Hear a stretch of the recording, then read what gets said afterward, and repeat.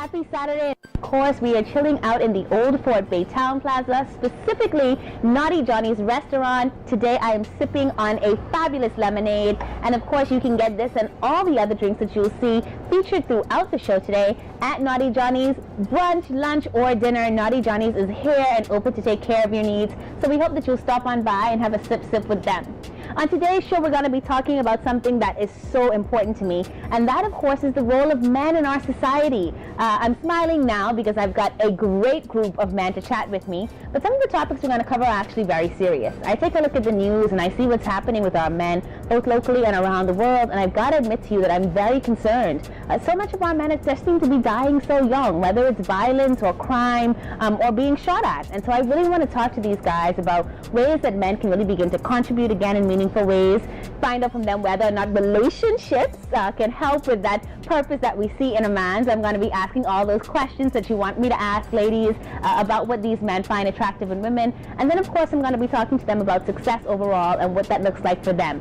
So it is going to be a great show. I've got some amazing guests. I've got the handsome Kevon Maynard. He is a single lawyer here in the Bahamas. I've got the handsome Lincoln Deal. You may know him, of course, if you're in the Bahamas as a result of his work in humanitarianism and as an entrepreneur. And the most handsome man in the world, who happens to be married to me. Yes, ladies, I was able to get him on the camera. Carlos Palacios, my husband and an engineer, is here with us as well. It is going to be awesome. So get your own drink ready. We're sipping on some amazing stuff at Naughty Johnny's, and we've got a great show ahead.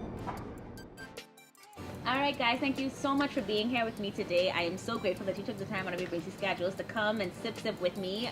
I see your drinks are moving slowly, so I guess they got you going. But it's gonna be a great conversation because I really wanted to just talk to you guys about some of the stuff that we women talk about and we don't really fully understand about men. And so I'm gonna get started with that first.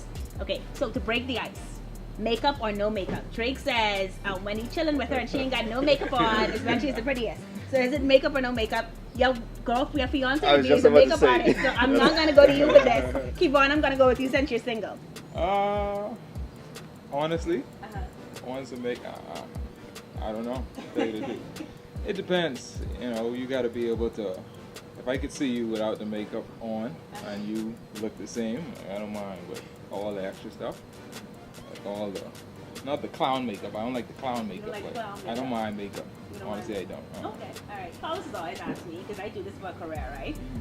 Babe, do you have to get your makeup done like every single time? And I'm like, yeah, I do. But babe, what do you think about makeup? I think it depends what you're working with, right? To be honest. Okay. We obviously have a society we live in, so we want to bring our best self forward, right? So, you know, you might have a good shape, but maybe your face, you know, needs a little help, right?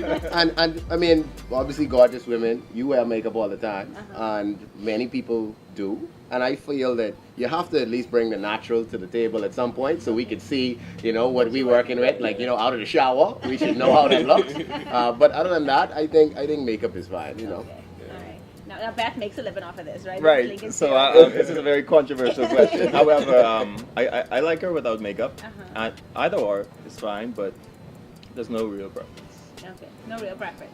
But the natural is kind of important there, right? Because yes. At some point, if you and this woman get serious, you may want to have kids, and you kind of want to know what you're working with, right, Kevon? Yeah. First thing. All right, so makeup was just, it really was a funny question to kind of get the conversation started.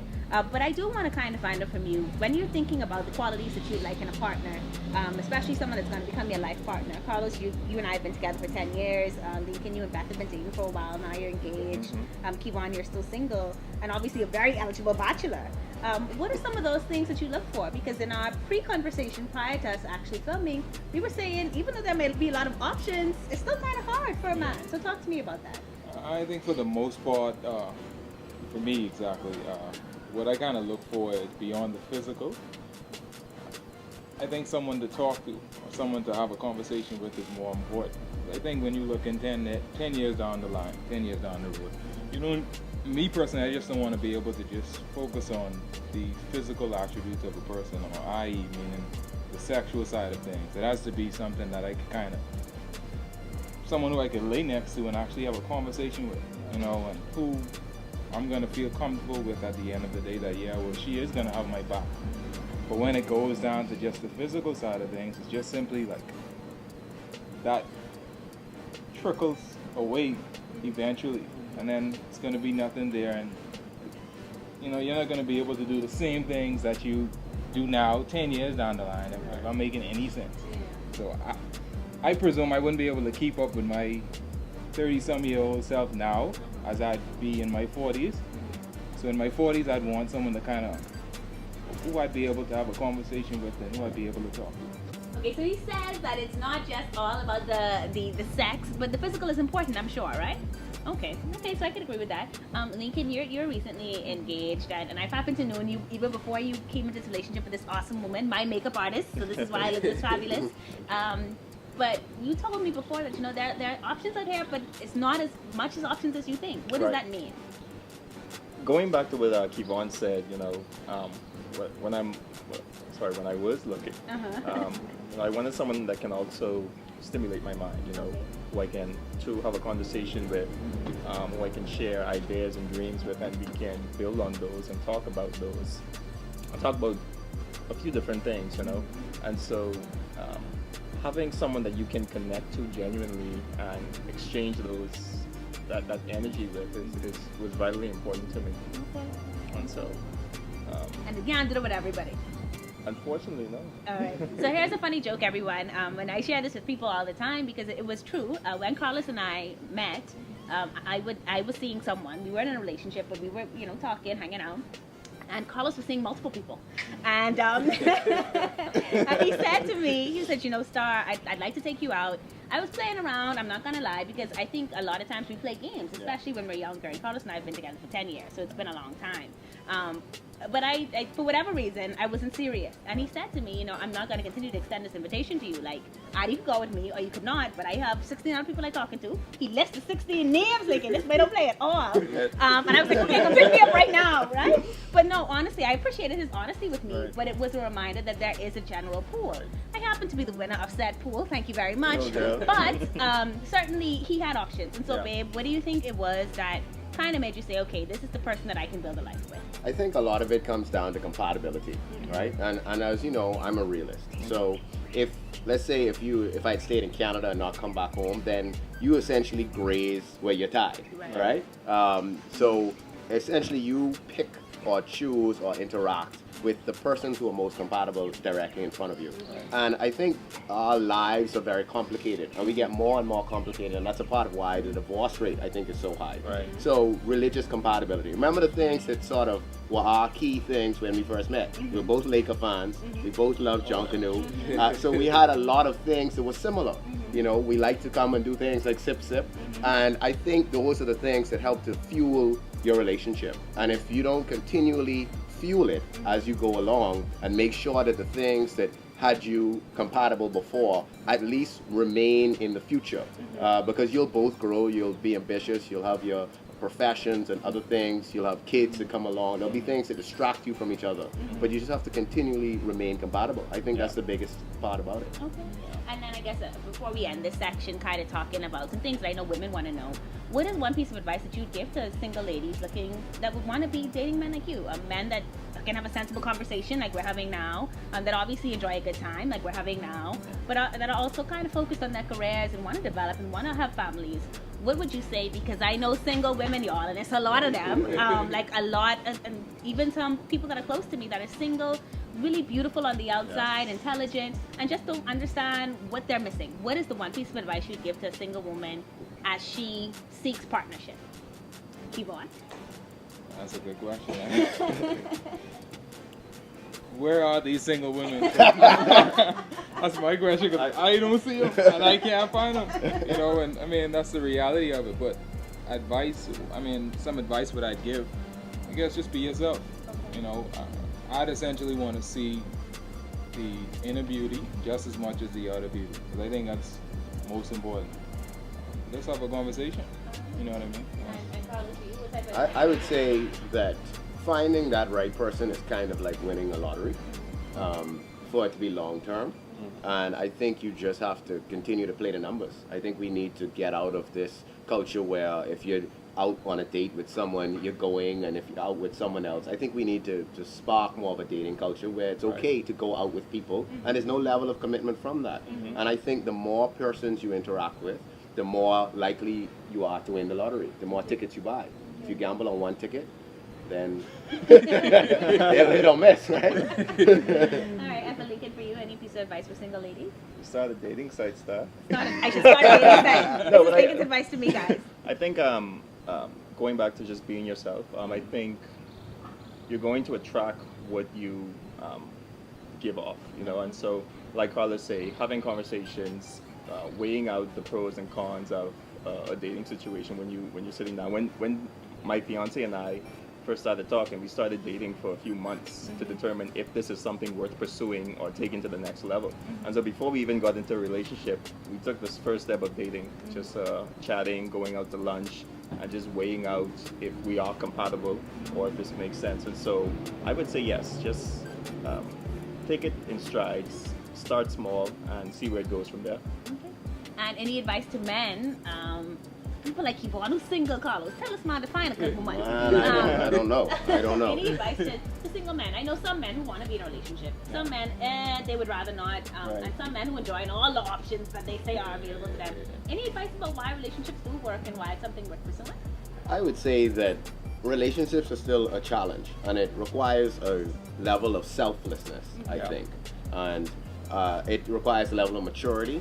So I think the best thing that you can do is focus on continuing to develop and grow and really have emotional intelligence. I think that's a big part of it. Knowing how to read the other person and tell, how their day is when it's something beyond the words that are coming out of their mouth. And I think that will help. But honestly, I putting yourself out there, being available, being open-minded, I think all of that, get in shape. There's things that you could do that help you stop. You know what I mean? Be honest, right? Dress well, Yeah. How do you keep striving for things or pushing forward when things get stressful? Because, we always joke about just sitting out on the blocks. And whether or not this is the day to do that. How do you really keep going when it gets tough? I think it comes down to who you are and what you measure your purpose in life to be. I think it's trying to separate yourself from what the world wants to see you as, because the world basically measures your success as how much money you have. But I was having lunch with one of my mentors this week, and he said when he had a medical procedure done, when he was lying on that table, he wasn't thinking about his boat, his house in the island. He wasn't thinking about his job or how much money he made. The only thing he was thinking about was his family.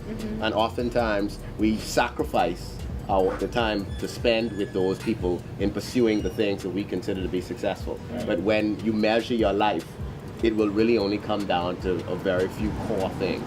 And so I think it's trying to remain grounded to the core.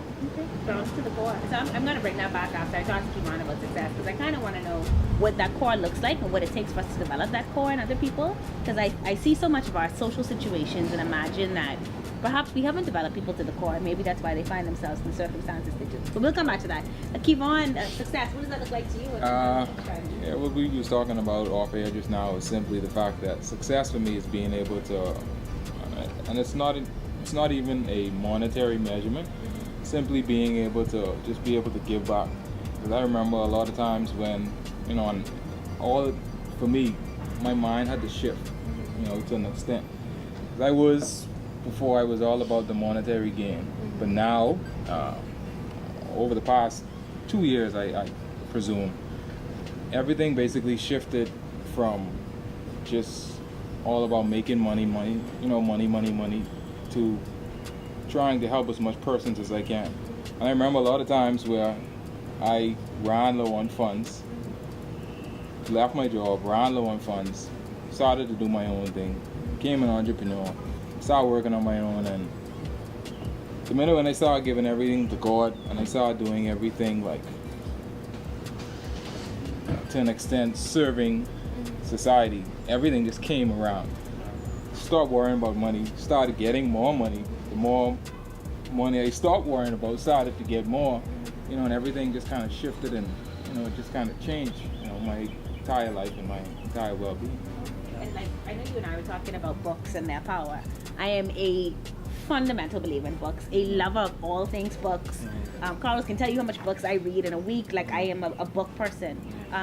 But you talked to me about how books have also kind of just taught you some stuff. Because I guess my conversation with you guys had also been, it's good to hear you guys speak, and people will say, well, they're successful because they had this and they had that, and some people don't have those things that you might have had, and we'll talk about that. But you said find it in a book. Yeah. All right. Over the past, I guess, year or two, fell in love with books, hands down. I started reading books.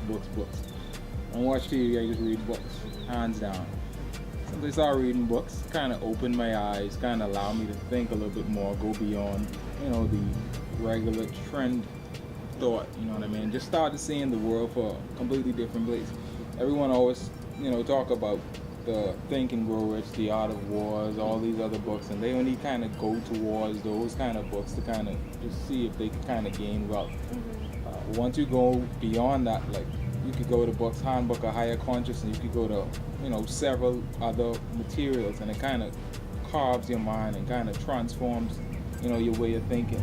So it kind of allows you to open up your mind and expand the horizon that you would normally be used to. And I think that's where a lot of our generation now, they are kind of conformed to like that love and hip hop kind of thinking. And that, to me, is toxic. And that's why a lot of our youth are going down the path in which they are going down now because of that kind of thinking. You know what I mean? Be ye not conformed to this world, but be ye transformed by the renewing of your mind. And so certainly that's something that we need to be sharing with people. And I guess when you talk about this mindset, maybe that's something that we could kind of focus on as we end our conversation, is how do we begin to shift mindsets? I had the opportunity to speak at a graduation recently. 3 young men were in the classroom, and I was able to say to them, you guys are kings, and I just expect so much greatness from you because I see the potential. But the world doesn't always see that potential. They don't always see that potential. I know so many young men who just seem to be frustrated by the system, by their inability to get things done, a desire to be great, a desire to have it all, want to be ambitious, but just don't seem to know where to start, where to go. And for a lot of them, they don't have that support. They don't have this core that Carlos talked about that for me is family and a good dad and a great mom and siblings that love and support me. Some people don't have that. They wake up, and from the day they're born, they're basically on their own and they're trying to figure it all out. So what's the advice that you would give to someone to say, listen, you can take control of your world and this is how you do it? And Lincoln, I'll start with you because you're a young entrepreneur. You started at this really early. Right, and it reminds me too, I spoke to a graduation recently, and I told the story of when I was in the ninth going into the 10th grade, and I was basically about to be suspended from St. John's College. And I remember the look on my parents' face, so much disgust, embarrassment, they've invested so much money and time into me. And I realized at that point, a teacher spoke to me and she said that you're better than this. You can use these negative leadership attributes and just turn it around to good, and you don't know what the world will have for you thereafter. And I started building upon that. I started doing more positive things, getting into positive organizations, and it turned out well. And so I think that young men like these esteemed young men on the panel, and many more in our community, should just go back into the community. And even if they touch one young man, just mentor them, pull them in, and start there. You'll be surprised what can change. They just need to know that someone cares for them and that they have a sense of belonging in a core. Okay. All right, Carlos, any advice for you to anyone out there that just doesn't see a way forward? Like, what do you think? It seems lost, and the world is a very complicated place, and I think to make it sound like it's a good formula that you follow, or I think that the media and even some of the magazines and things like that make it seem like it's easy. Everyone has a great success story, and the stories aren't really told of the 99 persons who didn't make it when their dream was set out. We know the story of the Jay-Z's, we know the story of the successful basketball players, etc., who make it. But the thousands who don't make it in the NBA and who have to go get a job also are contributors to our society. Right. And I think a part of it is reflecting on what makes you feel complete. And that's why I use the word core. Because the measurement of your life really cannot take on what the world is telling you success is, because you're setting yourself up for failure. Right. And I think a lot of persons will move down different paths, and Kevon has talked about it, and you're constantly correcting. And it's like, I've heard an analogy like a missile. A missile corrects its course every like milliseconds as it's flying, and that's how it hits its target. It can travel thousands of miles and hit a specific target, and that's because it's continuously correcting. So we all want to go down the successful path. We'd all love to have money and opportunities and things like that, but life will take you down a little wavy path, so you correct. And maybe it just might, you know, be living a regular life and having a happy family and making your contribution by reaching out to one or two people. You mightn't change the world, but you can change your environment. Right. I like that. I think that's really important for us to remember. And I don't think enough of us talk about that. Like, we've really fallen into this trap of what success looks like. I was listening to this study the other day, and it was conducted in the United States. I can't remember the name of the organization, but they found that 80% of millennials wanted to be rich, and 66% of millennials wanted to be famous, right? And I mean, we grew up in the Kim Kardashian era. We grew up in a social media influencer era, and so for us, this is real. But for a lot of people, life will not end on Hollywood Boulevard. And so how do we find and make ourselves happy and be content in the seasons in which we find ourselves, while continuing to grow, continuing to enjoy life, and continuing to stretch ourselves? So I think that's pretty good stuff. I'm going to end with this, guys, because it's been such a great time talking to you. I'm going to end with giving you the opportunity to say anything that you want to say. We've covered relationships today. We kind of talked about success today, learned a bit about you guys and your personal feelings. But is there anything that you want to share with the millions of viewers, look at me speaking things into existence, that we have watching Sip Sip Saturdays with Star? Me, for the most part, I just want to encourage people to always remain motivated. Make the best out of whatever your situation is, whether you live in Life in Key or you live in Cambridge. You just got to make the best of whatever situation. I went to school, got 4 degrees, couldn't find a job that wanted to pay me over $20,000 a year.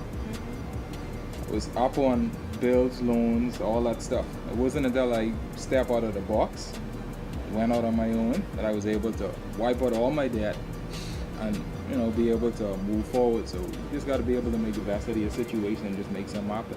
Always keep God first. And ladies, don't be stressing out over simple stuff. It's coming. Carlos, any final advice from you? I would say be patient. I think that's one of my greatest lessons thus far in life that I have to continuously remind myself. I think we want things very quickly.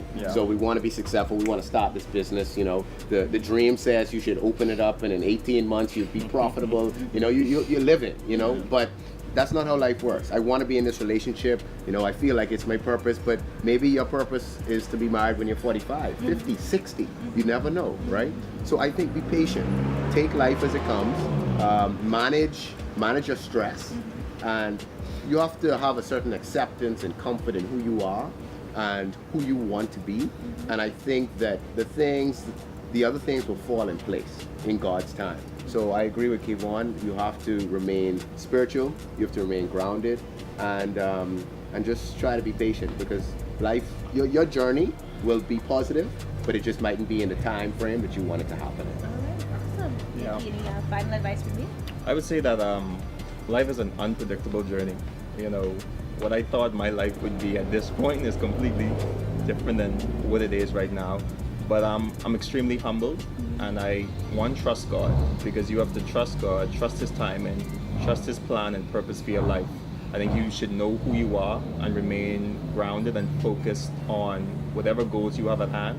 It may not happen tomorrow, it may not happen next week, but stay the course and remain flexible in don't change the goal, but remain flexible in your approach to it. And life will happen the way that it's supposed to happen. I'm so grateful that you guys were able to join us on Sip Sip Saturdays. I know that you guys are busy men with a lot going on. You could have been sleeping in this Saturday, but you came to have a drink with me here at Naughty Johnny's. My drink is finished. Y'all have to join me along the way, because y'all playing around, man. I'm even under the chair too, but all is well. I'll sip this last drop. And I really want to thank you guys for just being positive, and I hope that you'll continue to be examples for people to follow, because we need more examples. We need more men about this life who can say and offer an encouraging word and can really share themselves with others. So thanks again for joining us on Sip Sip Saturday. Thank you for having us. You've been watching Sip Sip Saturday with Star. We're gonna be back with more, so stay tuned. Remember to follow the Old Fort Bay Town Center on Facebook and Instagram. Remember that you can follow me at Home of Stars on Instagram and at Anastasia on Facebook and YouTube. We're gonna have more Sip Sip Saturday.